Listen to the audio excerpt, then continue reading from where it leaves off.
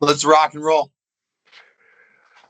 This is Hannibal here from the HannibalTV.com, and today I have a special guest, undefeated MMA fighter, 8-0, former WWE superstar for a brief period of time. He was the $1 million Tough Enough winner that he's going to tell us more about today. Daniel Puder, how are you today, sir? Amazing, brother. Thanks for having me on today. It looks like you're doing great. I've done some research on you. You're doing TED Talks now, anti-bullying work. Very impressive. Yeah, it's awesome. I own a private school district. We have 3 schools. We'll have 6 this year in South Florida, and I got the nonprofit. We have the branding agency. So I'm super blessed. I get to travel around and build communities and support people and change the world. So it's great. And the sports is what helped me get to where I'm at. With the branding and definitely what I did in WWE and MMA. It's a huge blessing in my life. Are you a police deputy as well still? I am. It was funny because one of my buddies is over, and I am a police deputy. So I love serving. I do it as a reserve program, and it's been unique because when I became a police deputy, the first week on the job, a guy stole his girlfriend's car. His wife died, and his best friend hit him over the head with a bottle. He's bleeding profusely everywhere, and he's going to kill him with a gun in the car. So it's interesting on what really goes on and what law enforcement sees on a daily basis, and just there's a lot of like hurt people out there. And what I find is my department, our sheriff's department, my commander is a good friend of mine over the last 10, 15 years. And he just has a lot of empathy for people, and he really cares. So he treats people really good, and he builds other law enforcement officers to treat people great and build his community, and involved with mentoring kids. And so it's a great context for me to be able to get into law enforcement that way. Not every department does that, but I think a lot of people are now changing the mindset, definitely because of the media, but it shouldn't have happened just because of media. It needs to happen because those people, we're the ones with weapons on the street that are there to serve and protect. And I would rather support kids and mentor kids than arrest them. So it's great what I'm getting to do from my nonprofit and everything else. And it's also great because now I am a deputy sheriff and I get to serve the community. It's a lot different than what many ex-WWE stars do once their career is over, so I'm happy to see that. Were you a fan of wrestling before you got into it? I did. I wasn't. Some of my buddies were like watching every week. When I grew up, I didn't have a TV in my house. So I watched a little bit of sports at my friends' houses, but it wasn't like I followed a ton. And so, but it's great because I got a gist of different sports too. I've always liked pro wrestling because of the entertainment aspect, and they can really entertain versus every other sport. The main thing is to win, obviously, Yeah. or to get the most points on the scoreboard. So it's interesting to be able to see how an individual entertainment sport versus just a regular sport can collide together, but it can also be so much more than what an average sport can do. Definitely when I was in WWE, I can entertain, but I can also produce real results. In MMA, I'm going out there and I entertained big time. I was cutting promos, and it was real because I knew what I was made from. I knew how badass I was. At one point I was ranked number 26 in the world for heavyweights. So I knew I was, tough mofo, and I could also talk smack and have fun and laugh. Or one fight I was fighting at the Playboy Mansion, the guy, I couldn't beat him up. Like I couldn't get him to actually quit. Right. So That's the goal. So I let him hit me in the face, and I smiled. And then I let him hit me in the face more and I smiled. So I tried to if you can't break the body only breaks because of the mind. The mind only breaks because of where your spirit's at. So it's interesting to be able to see who's prepared and who's not. Now, you were into MMA before you got into pro wrestling, right? You started training in that. Who were you training with when you started? When I was 17 years old, I started training at American Kickbox Academy. So Javier Mendez was the owner. Frank Shamrock was my main coach. And it's funny because I had lunch with him probably about a year ago. Took him out to lunch in LA. And he's a huge blessing in my life. He was a guy at the time I needed. I went to juvenile hall when I was 16, got out and for fighting. And a few months later, I went into American Kickbox Academy. And it's just a blessing because it's something that I needed a space to get my anger out. I didn't understand about emotional or belief intelligence. And so training at AKA, the crazy part is I walk in and my buddy's like, hey, come train. They do this stuff called, jujitsu and mixed martial arts. And so I went in and, you know how they give you a free week pass, like at a gym? Yeah. So there's a difference between giving a free week pass at like an LA Fitness or Gold's Gym compared to an MMA gym. An MMA gym, they beat you up every day. Like they throw you in. And so they use me as like the, practice dummy per se. And at the end of the week, I'm like, I love this to my parents. And my parents were like, I was like, can I have $150 a month, for this? And they were like, we just paid for your lawyer kit, like for getting you to juvenile hall. We're not going to pay $150 a month to send you to learn how to beat people up better. So I went back to my coaches and talked them into letting me mop the mats and clean the toilets and, really, earning what I wanted. I see. And at what point did you become friends with Dave Meltzer? Dave. So Frank Shamrock took me over to Dave Meltzer's house one day for I believe it was fights. I don't think it was wrestling. And I've just built a great relationship, him and his wife, and he's got beautiful kids, and we just started spending a lot of time. And when I was on WWE, he was a huge mentor. I was cutting promos every day. I mean, when everybody else was out partying and doing their stuff, I was cutting promos. I was practicing. I was training. I was the only guy in Tough Enough to not even go home. I didn't go home the whole entire time. I stayed in Connecticut or on the road to the show, and then I went back, and I would train more. So Dave, met him around 17, I think, and he's just been a huge blessing in my life and really mentored me and coached me to, make the right decisions. Is it true he's the one that suggested that you apply for Tough Enough? Yep. Yeah. Actually, technically, it was his wife. Okay. His wife, well, I mean, she brought it up to me. I don't know if he saw it, or I think she saw the advertisement. And she was like, "Hey, you gotta apply for this." And I was like, "Say what? I didn't see this." So, yeah, it was actually her that brought it up. So what was your reaction when they contacted you back and said you were invited to the tryout? So I got contacted by one of their top recruiters who's going through all the videos. She goes, "Your video is one of the best videos that we've ever seen." And it's online. I can send it to you. It's pretty freaking funny. It's like 2 minutes long. And I'm yeah. I'm like riding my motorcycle. I'm frolicking. It was really funny. And I cut a promo on the whole entire thing. My brother videotaped it and edited it for me. But it was a good experience. And what was the experience like at the tryout? I recall it was on the beach that year. I think Bill Demotts was there and Johnny Ace. Yeah. So 50 people showed up. And I was living in Northern California, so it was in Venice Beach.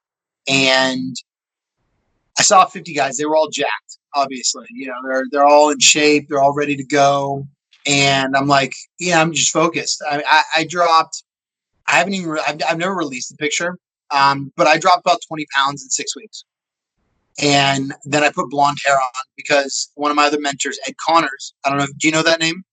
I've heard of it, but I'm not familiar with him. He was one of the founders of Gold's Gym with Mr. Gold. So he did all the franchising worldwide. He built the brand, and he's an amazing guy. One of my mentors talked to him last week, and he told me get a 6-pack, get a tan, and bleach your hair. And I'm like, I didn't really understand, but between him and Dave, great advice. And so I did that. I showed up, and they were like, "Who are you?" I'm like, "I'm that guy." They were like, "What?" And I was blonde, 20 pounds heavier, like, not in shape, right? Because I was just I was going into wrestling season, didn't start yet. So, Oh, and I you was in were amateur wrestling at that time still? college, yeah. Okay. So, yeah, pretty interesting stuff.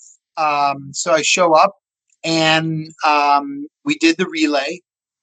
Then we did the weights, and then I did the cutting a promo. The promo was horrible. If you watch the documentary video, it's horrible.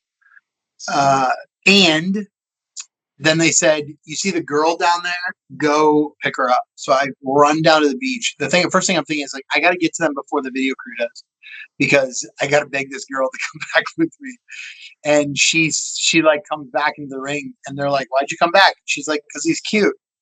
So I'm guessing they're like, well, he can't cut a promo yet, but he's physically in shape.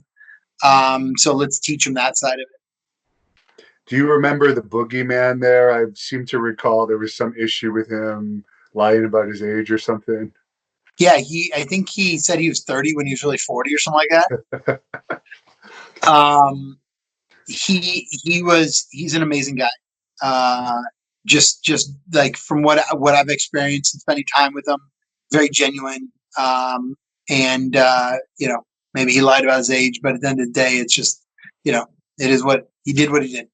Yeah, they ended up signing him anyways. How did you get along with the others that first day? Did you look at them as like competitors, or did you try and be friendly a little bit? I was friendly. Obviously, I was there to win, so it wasn't. I like building relationships and like supporting people's growth. But I was really there uh, to really kick butt and make sure I got number one. Is it true you were an Al Snow fan before this, or is that all rumor?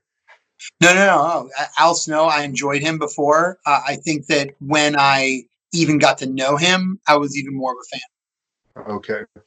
So did they let you know that day that you had passed to the next phase of the Tough Enough? So I don't remember if it was a 1 day or 2 day. I think it was 2 days down in Venice. It was 2 days because we did the same obstacle twice, but it was double the length the second day when they cut some people. Um, and then they let us know we were going to be top 8.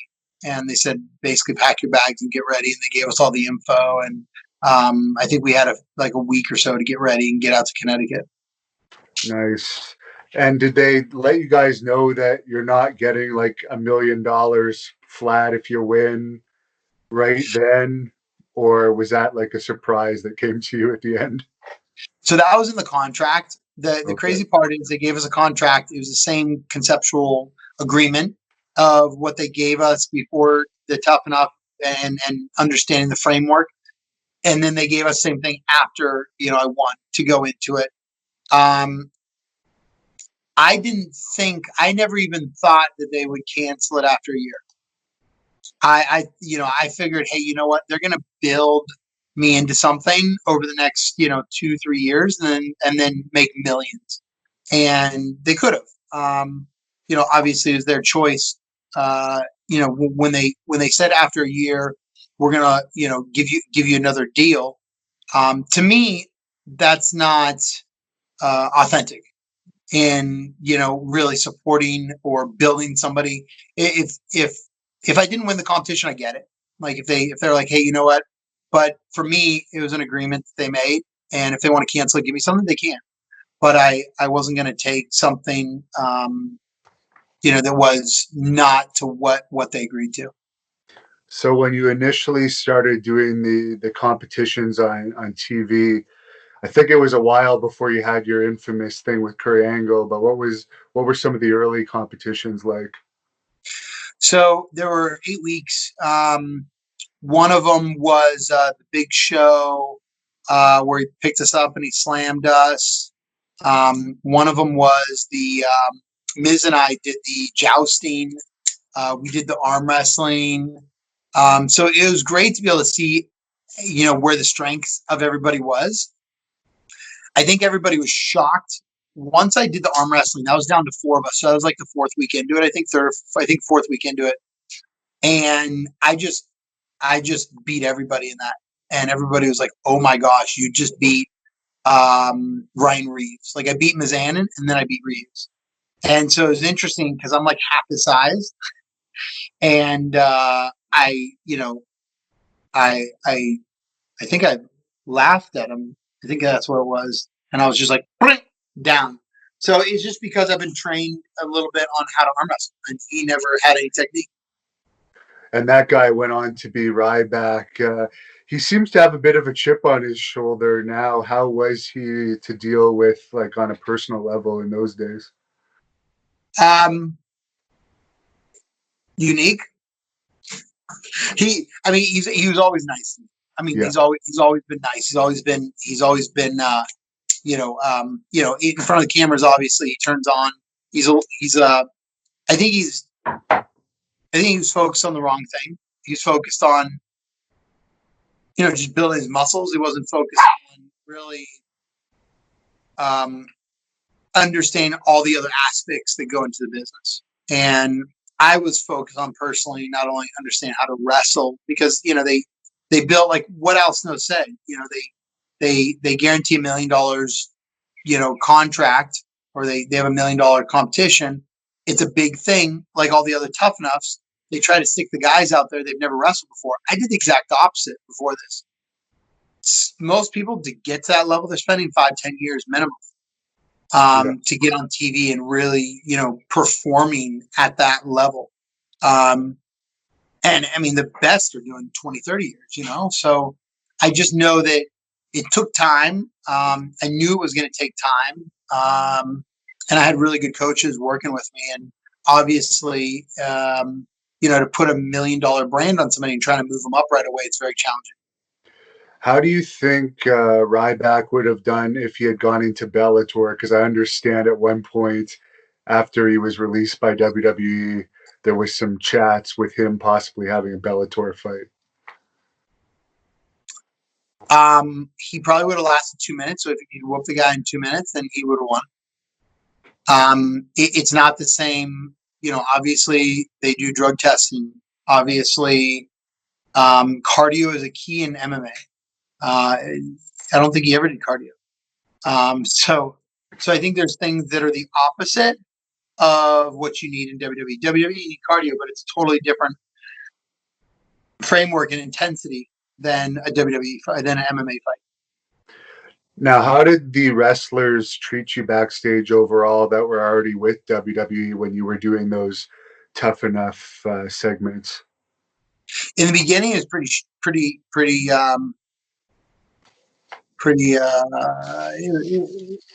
To me, they never really messed with me backstage up at WWE.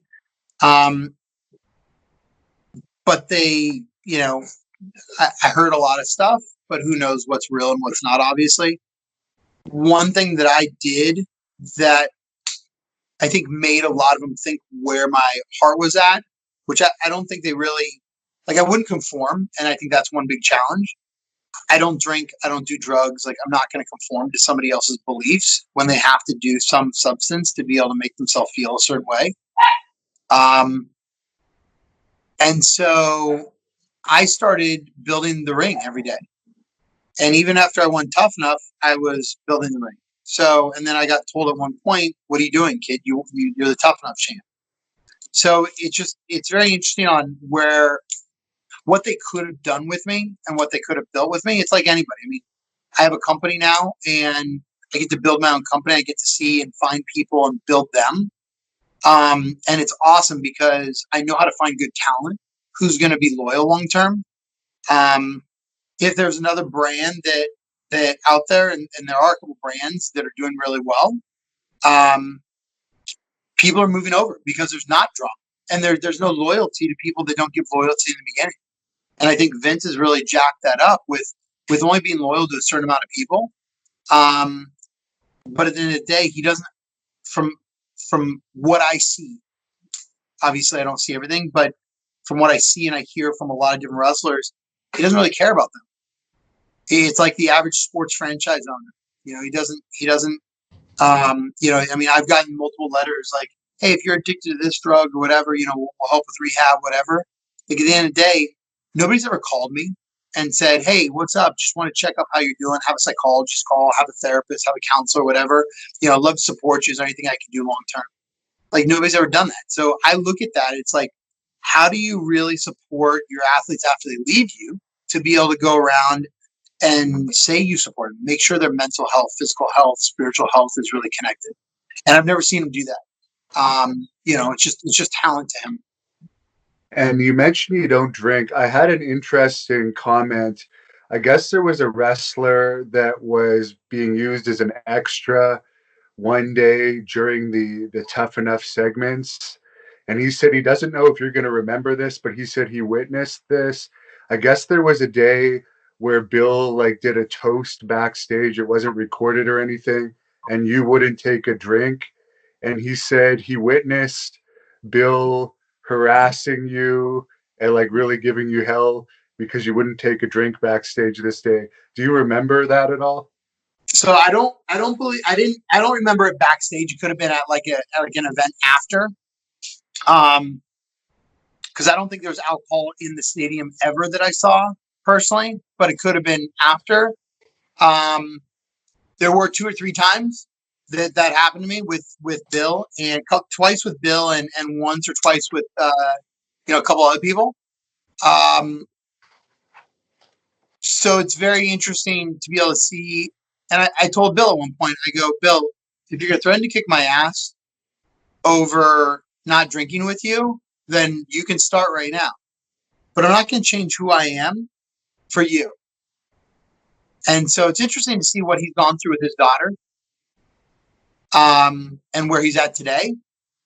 And I find that, people like that have anger and hurt in their life will only change when a loved one or an experience is so detrimental to their life that that they lose something. So it's interesting. Karma's out there. Yeah, because a lot of people I've talked to a bunch of people that were trained with him, and some people have the perception that people complained just because he made people do 500 squats or whatever, or take a large amount of bumps, but there was actually some personal bullying that went on with his training as well, I guess, from what I understand. So I think there's a difference between like the training side of it being tough, and I'm fine with that. There was one experience I had with him where different people would do back bumps when we're training. We'd do different wrestling moves. And some of the guys, like, he would yell at them because they do it wrong. They would stay on the ground and just like look up at him. I would never do that. I get up. I'm saying, "Can you show me what to do right?" And I'm a very good listener, because in my sport in MMA, if you don't do it right, you get punched and kicked in the face and you get broke or hurt or dead, right? So he did it to me one day. I got up. He said, "Come here." He grabbed my little finger and bent it backwards. And it was like this. I'm like, "Awesome. So you have it." And I look at him, and he bent it backwards where it hurt. And I looked in his face. I said, "If you're going to break it, break it. But at the end of the day, if you want to get me to do something right, just coach me and teach me how to do it right. Because I'm here to listen and learn." And he let it go, and he never fucked with me after that. But to me, it's unprofessional, unacceptable. If I ever saw that in my organization, I would automatically fire somebody, because people who treat people like that are so hurt and beat up inside that they only can hurt other people.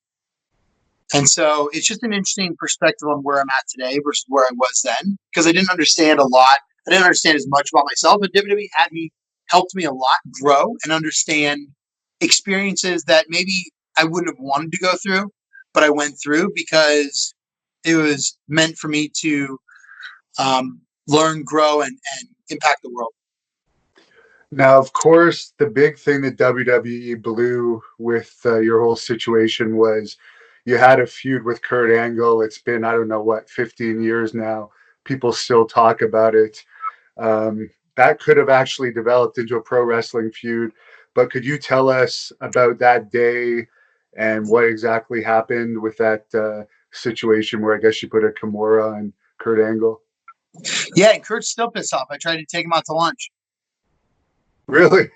Poor guy. I was going to talk smack the whole time. He said no way. I even told him I'd buy lunch. So at the end of the day, I'd take him to the strip club next to where he met his wife.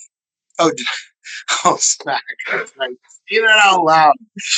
He's all American. Well, he is released now. I don't know if you know this. He just got released, so you might be able to finally get that match on the independent scene. You know what? Here's the thing. Kurt hears about this. He knows my number. If he doesn't, there's multiple people he can reach out to get it. And I would love to have that with him.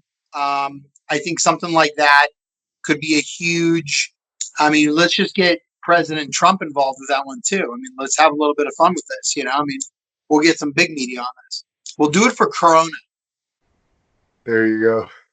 So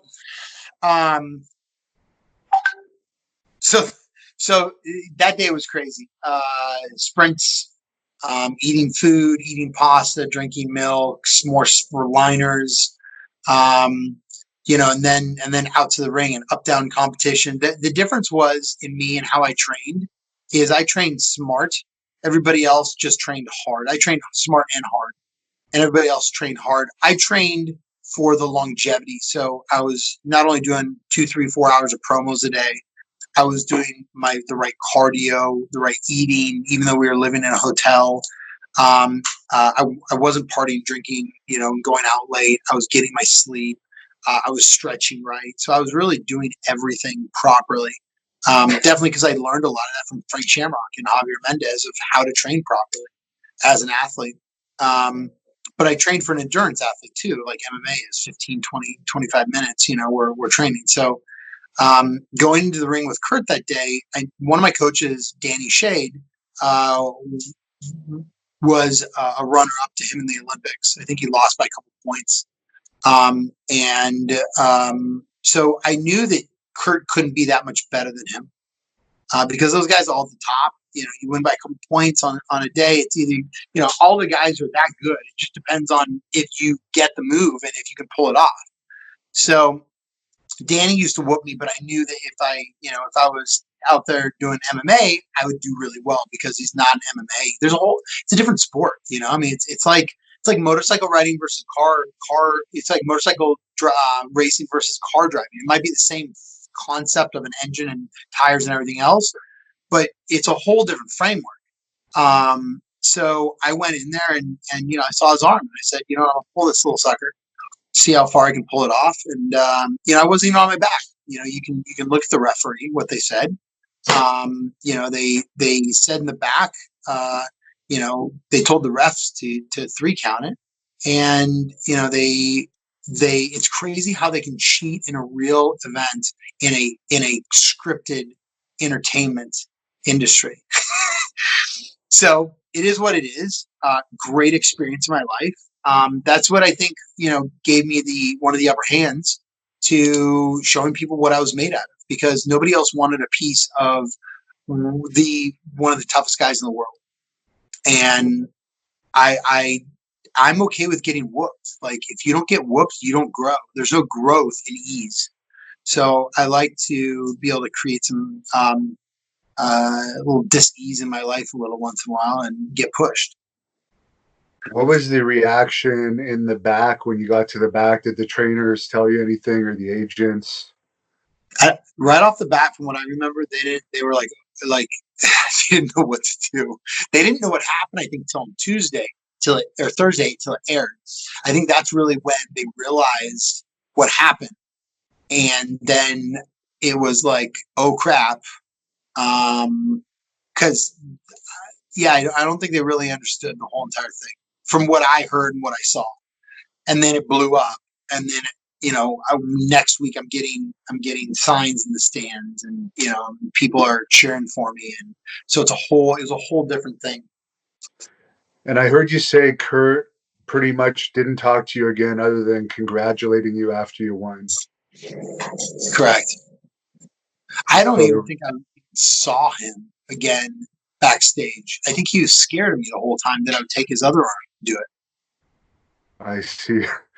And of course, you and Miz were the finalists, but you also did the skit where you had to dress like a woman with him and stuff. What was your experiences like with Miz overall? Miz is great. He's super smart.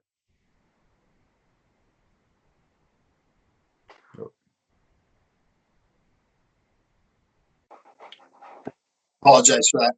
Oh, it's okay. I think Miz it's is back. Miz is super smart. He doesn't like to lose. He had probably I was getting like I think like 30,000 unique hits a day on my website at that time. He was getting like 75, something like 1,000 hits. So I was like, "There's no way I'm going to win if it comes down to fan votes." So that was interesting, and he's smart. I mean, he took a deal later to be able to build into it. He's a company guy, which is great. I would have loved to build something and been able to give the carte blanche to go out there and be myself. And that was great. I'm a badass and I'm undefeated. So why not push somebody? They've tried the MMA gimmick, in WWE and pro wrestling, and not that many people can pull it off with personality because most MMA fighters don't have a personality. So Yeah. Cain Velasquez just got released after only really having a couple of matches with them. it's not easy, I mean, I was talking to Hob about that, and I think that to go from MMA to WWE, it's the exact opposite. One of them you're going into there to smash somebody. The other one is you got to look like you're smashing, but you gotta play. Now, I also saw the boxing match you had with Miz. I tried to look up the full thing, but WWE has only posted one round, and you guys were fairly even on that round. I don't know how the other two rounds went. Are you surprised he was able to last the 3 rounds? I understand he did have some boxing experience. Yeah, I mean, he did some training in the past, just like I did. Um, I think it was great that he could last 3 1 minute rounds. If they were 2 minute, there's no way he would have lasted. I would have smashed him by the end of the first or mid of the second. So it's just I mean it's a obviously it's a gimmick on how they can make something last really short, and make both sides just go out there with a bunch of energy. But yeah, he knew that he had nothing to lose and he couldn't do that. And I was really impressed with him that day. I mean, Miz is really tough. He's smart. He's tough. He pushes through. He's got great characteristics. Is it true that either Pat Patterson or some other agent told you you were going to win before you actually won Tough Enough? It wasn't Pat Patterson. It was a guy back at headquarters. It was involved with seeing the data on how many votes were coming in. Okay. So at the end of the day, it was, and he told me that from like week 3 when I went back early because everybody else went home, and he smoked a cigarette out back. And I'm thinking to myself, okay, thank you very much. I really appreciate you. Like he was like, you're gonna win. Like I thought it was like a cheerleading thing, right? And then I got there at the end, and he's like, I told you you're gonna win. I saw him again. It was the only 2 times I've ever seen this guy. I don't even remember what he looks like. I don't know his name, but he's an amazing guy. And he goes, I told you you'd win. And I go, how'd you know? He goes, I'm the one in charge of the votes. I'm like, oh my God. I didn't ask the right questions the first time. Now, Bruce Pritchard did a podcast about you. I don't know if you ever heard it, but he was one of the producers back there at the time you were going through that Tough Enough. And I guess he had some say in the creative of those Tough Enoughs segments. Did you ever have much contact with Bruce back in those days? I think I might have had a little bit of contact, but not much. We were around Al Snow, and some of the core some of the Tough Enough team. But we didn't unless it was like random bumping in. We stayed as a group a lot. Is it true at one point Dana White contacted you about trying to do the Angle match with you and Angle and MMA? Um,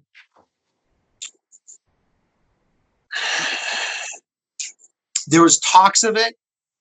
I don't believe Dana called me on it. Dana, I think, talked to him on it. He might have talked to one of my managers about it. We talked a couple times, but I don't remember everything we said, so we could have brought it up at that point. But I don't remember. At that point in time, it's unlikely Kurt probably could have been licensed, I guess, as well, with all his injuries and whatever he had in his body, I guess, to keep going in wrestling. Yeah, I don't think with, you can't be on pain pills and you can't be on anything else when you're fighting in the UFC. So they're pretty strict about it. I mean, I've done multiple WADA testing, World Anti-Doping Agency drug tests, and I've passed every single one of them. They take an A and a B sample. And what I've heard is they keep one of those samples.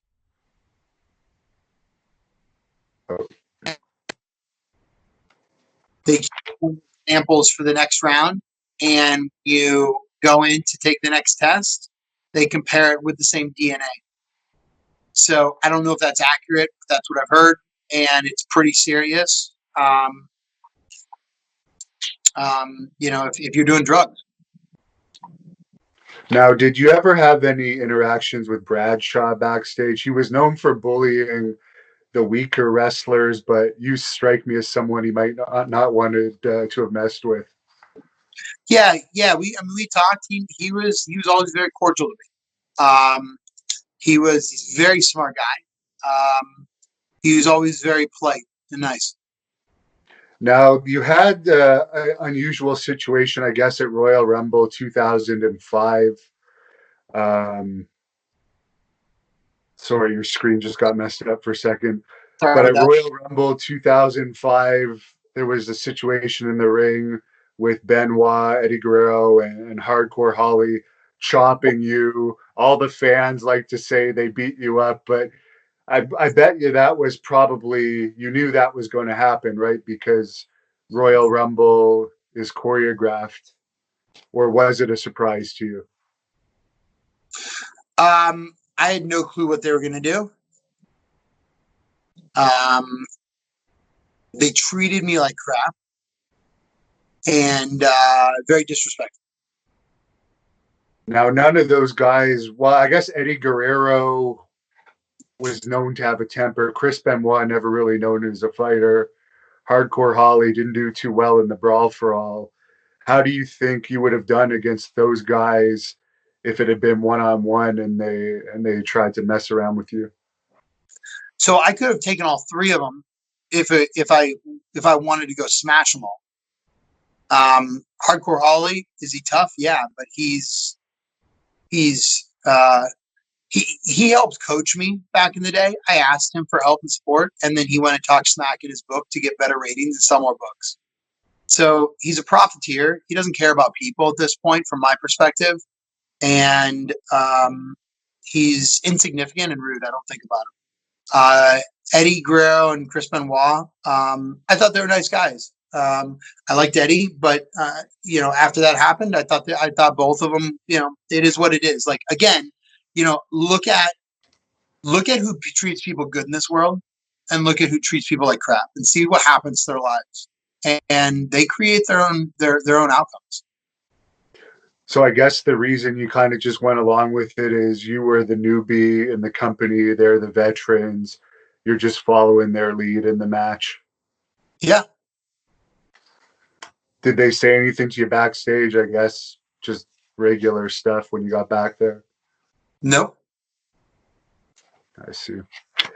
Now, Bruce said in this podcast that he did about you that his reasoning for offering you the smaller contract after a year was because you had difficulty coming up with creative ideas for yourself. Um, is that just him making excuses, or did you find you had issues creatively? So, when you say creatively, can you tell me about that? I guess as far as ideas for your character and how you were going to get yourself over in the company. He said they tried to have writers work with you on coming up with stuff, and there was issues related with that. He is known to be a liar, though. But I just was wondering what your response was to him saying that. So, as I like that he's known to be a liar.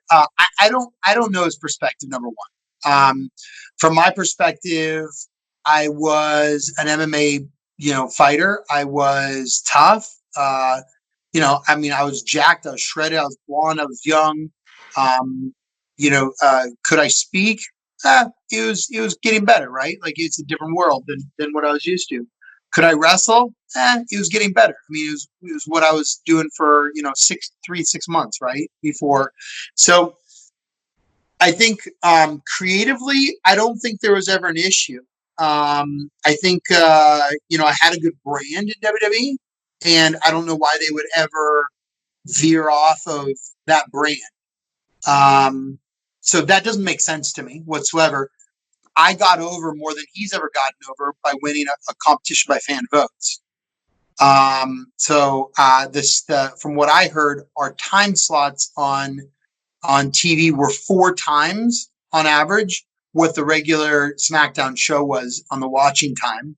So we got more eyeballs than what the normal. So if I wasn't getting over, then I wouldn't have won. A big competition on their actual SmackDown because this wasn't on MTV like the past ones. So I think I did pretty good getting over. So yeah, I don't know what he's talking about. Yeah, and I would say creatively, they should have at least had a match with you in Angle. That's a waste of their own creative, because even if they had put Angle over, people still would have tuned in for that match, whether it was on pay-per-view or like a television taping. But So one of the promos they had me cut, and I can send it to you. It was with a couple of girls. Like I was talking smack to the girls, and I'm thinking to myself, why do you want to position me as an asshole? Like I just want to show a fan favorite, and now you want to turn me to piss off the people that just voted for me. Utilize the fan votes. Utilize the people that just watched every single week. It makes no sense to make a switch on them at this point. Make a switch in a couple of years. That I got too big for my britches in 2 years. So the things that their writers have done, if they say that they were trying to come up with ideas, obviously they didn't do well enough job with training me or doing what they wanted to. So I would have loved to be able to met the writer that says that. and when you were in developmental, did you notice? Obviously, I've been a wrestler. I noticed how the jealousy in backstage is. You were making more than the other developmental guys. Did you notice if you had any heat about that, or did they all treat you pretty equally? Down in developmental, a lot of them were unique humans on how they treated me for sure. They were just jealous. They worked their butt off to get there, and they didn't take the same opportunities I did. They didn't maybe have the same opportunities I did. And, hey, everybody's, I get it now in the space that I'm at. People are jealous. It is what it is. Like, what I'm up to and how I'm changing lives in the education space. We're taking kids that are coming out of jail and foster care and, challenging situations and transforming their lives because we transform their minds and their hearts. But I think that, people that, if it's a job, it's a job. That's one thing. For me, this was a passion. So there's a difference between, I didn't care about the money. Was the money great? Yeah. Nobody knows that I tried out for Tough Enough 3. It was on MTV. Really? You're the first one I've ever said it to. I can show you tryout video. And I did but I had things in my life at that point where I couldn't commit to it.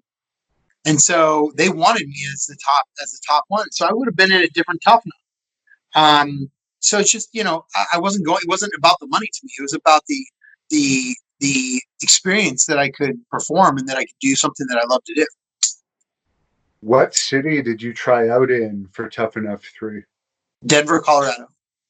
Interesting. Interesting. That's pretty cool. That was the one that I guess John Morrison won. Yep. So I would have won it. He wouldn't have been there. John's Now, a great guy. Jim Cornette was in Ohio Valley Wrestling. Did you have much experience with him? Yeah, he didn't. I don't think he liked me too much. I don't think he knew what to do with something that was real. And what about Paul Heyman? I think he was working there at the time. Paul Heyman. I liked Paul Heyman a lot. Paul's a unique guy and very intelligent, very smart, very unique. And he took a liking to me, and he spent a lot of time with me. So if people were saying, "Oh yeah,"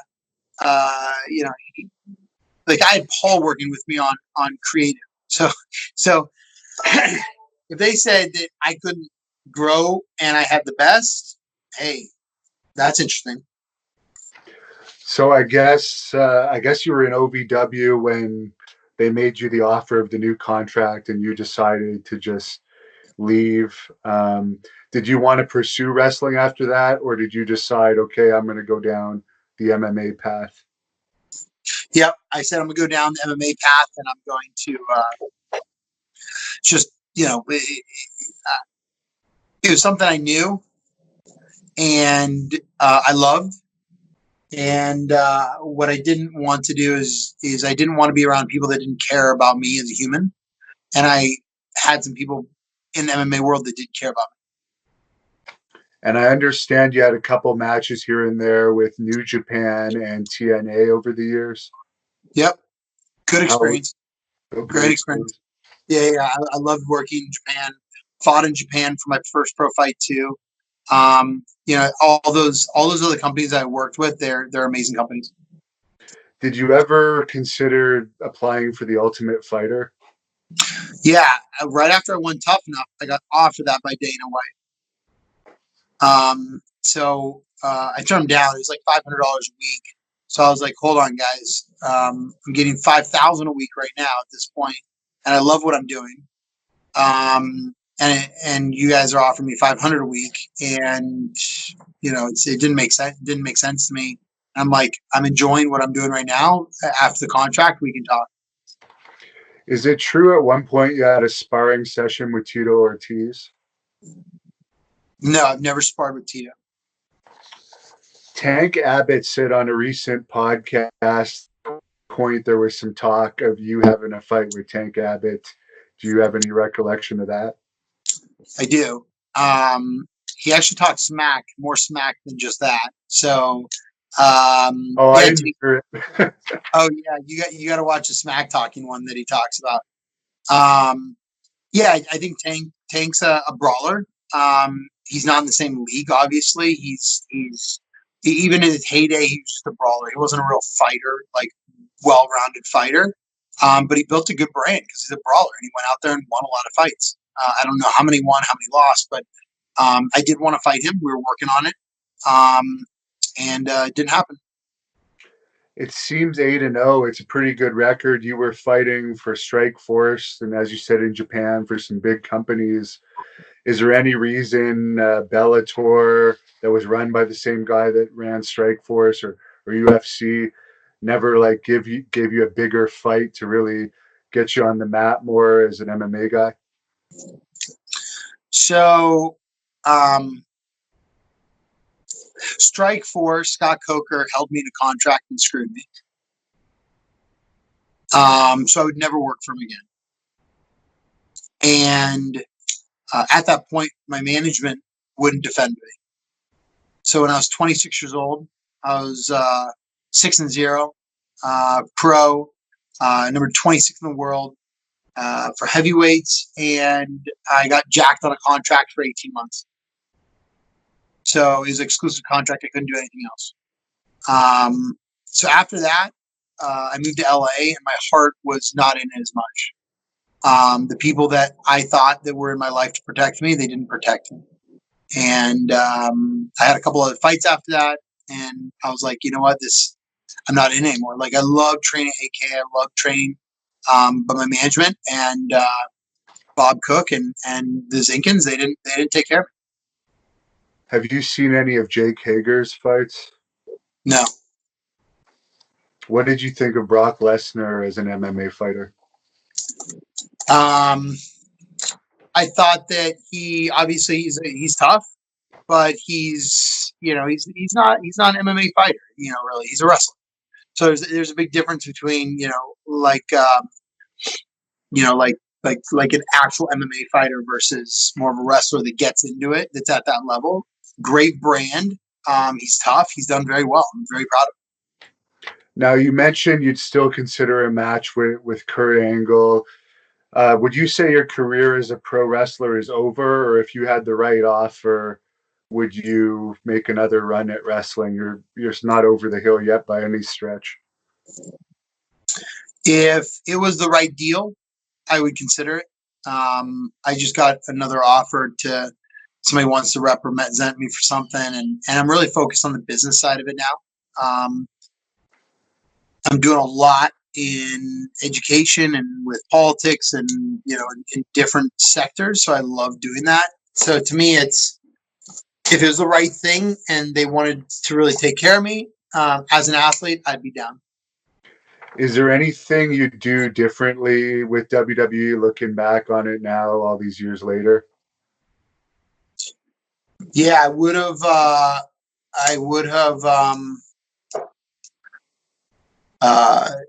Looked at how to train with the right people. They could have maybe opened the right doors a little bit better. And built some better relationships in there. But I didn't understand how to do that at that young of an age, which today taught me how to build those relationships and really open the right doors. Do you still follow wrestling at all, or is that part of your life done as far as being a fan? A little bit, but not much. My schedule, I do about 80 hours a week. Yeah. So I don't have as much time to follow much anymore. And you've been on TMZ several times. They've always put you over. They don't go after you. They like all the work you do with the bullying. How did you get a relationship with TMZ? I think they just really like the context of how I live life and what I'm about. So me standing up for kids that are LGBT or special ed or whatever group. I wish I had somebody in my life to do that for me when I was a kid, and I was labeled learning disabled in special ed classes. So, that's one reason why I built our schools, and it really adds a lot of value to, some people just go out there and talk about what they are about. Some people actually do, and so my purpose is to really do and really solve some major problems in my lifetime. What's the accomplishment you're most proud of so far in your life? I would say building our 3 schools that we have now, building our team, and I have a bunch of accomplishments. I'd say building schools, and I was able to do that because I built a really good team, and I have some really good friends that I've built with my best friend Brittany and Ed that have really stuck for the last 10 years, making like nothing, just so we could build what we're doing, but impacting these lives. And if people watching this want to follow you or look up your website, where can they find you online? Yeah, they can Google My Life, My Power or My Life, My Power Preparatory Academy. They can go to my website, Daniel Puder. I got our podcast, Significance Breeds Success. So love to have people check us out. My social media, Daniel Puder, My Life, My Power is on everything. So if people want to come out and support, speak at our schools, if wrestlers want to come out and speak, love to have them. And we just put Dan Rodheimer's name on a school, our Cutler Bay School, and he's out in Vegas. And he's over the years, he's become a really good friend of mine. So I'm really proud of him running for Congress and doing some amazing things too. I actually had a match with him back in 2006. He's a nice guy. Is there any other of those tough enough guys that you still keep in contact with? Nope, just him. What is he doing nowadays? He's running for U.S. Congress in Vegas. Oh, really? So he's really a politician full time. Yep. If you shoot me a text, I'll text you his number, and yeah, you'd probably love to be on your show. Oh yeah, I'd love to have him. And I saw one of your interviews. You wanted to run for governor. Do you still have that goal? I might have said something like that. No, I mean, could I run for governor? Who knows? I'm concentrating right now on the school side of it. If I get the right opportunity in the future, but this is the biggest thing. It's either mayor, governor, or president. There's only a certain amount of people, sheriff. There's only a certain amount of people that actually have real power to get things done. And people have asked me to run for, maybe I said somebody asked me to run for, I don't remember that interview, but I know multiple people have asked me to run for state rep, state senator. I got an offer last year for mayor. Somebody was like, hey, you want to run for mayor? We'll back you. So I've had a bunch of different offers, but to me, I really want to prove myself in the public sector or in the private sector before I move into public sector, if I ever do that. This is kind of an off-the-wall question, but we also have done some UFO interviews on this channel. The Pentagon last week released some videos officially that I guess the U.S. Navy took of some unidentified flying objects, and they're saying that they don't know what they are, but they're in our airspace. Do you have any thoughts on that? No thoughts, except for we probably have some people that don't look like us that fly around in very fast things that we can't see or hear or understand. I'm guessing we have some of those for sure. And we have a lot of MMA fighters that watch this because I do MMA interviews. Any advice for fighters out there that might be watching this as an undefeated fighter? Yeah, keep your chin down. Get good management. Get a great lawyer. Get a good publicist. Get an agent. Get into movies as fast as you can, or a business. And don't drink or do drugs to spend your money away. Save it in something that you do, not something your best friend comes to you and tells you, hey, let's open a restaurant. And any other message you want to say before we close it off here to the fans that have watched this? Hey, just, my challenge for everybody always is to, think about your significance and your success in life. And I believe that significance breeds success. At the end of the day, you can be successful in life and be great at what you put your mind to. But if nobody cares about you, if you don't care about yourself, then, or you don't care about other people and impact in the world, then what do you do it all for? So, self, go internally into yourself and figure that out to be the best version of yourself. Well, thanks a lot for taking the time out of your busy schedule to catch up with us. To close this off, any final message for Kurt Angle if he's watching this by some chance? Kurt, you're one of the toughest humans in the world. I get it. You're the all-American. You married the girl next door. You have a kid. Too bad you live next to a strip club, but it is what it is. And if you ever want to wrestle, let's see how good you are. Let's see how tough. Let's do a drug test. Let's see how tough you are without anything else. So I'll whoop your ass. Good. I'll stop it at that. Thanks, bro. Hey, no problem. Shoot me a text real quick. I'll hook you up with Dan. My cell's on my email, and I'll hook you up with Dan over text message. Sounds good. Thanks a lot. Have a great afternoon, and I'll text you in the next 5 minutes. I appreciate you so much, bro. Thank you for your time today. Thank you. Thank you for watching the Hannibal TV. Please like this video if you enjoyed it, and click the subscribe button to not miss any of our latest shoot interviews, match videos, or news updates. Support us on patreon.com for $1.99 a month to watch our full shoot interviews ad-free and help our channel grow. Follow us on Twitter at the Hannibal TV for instant updates.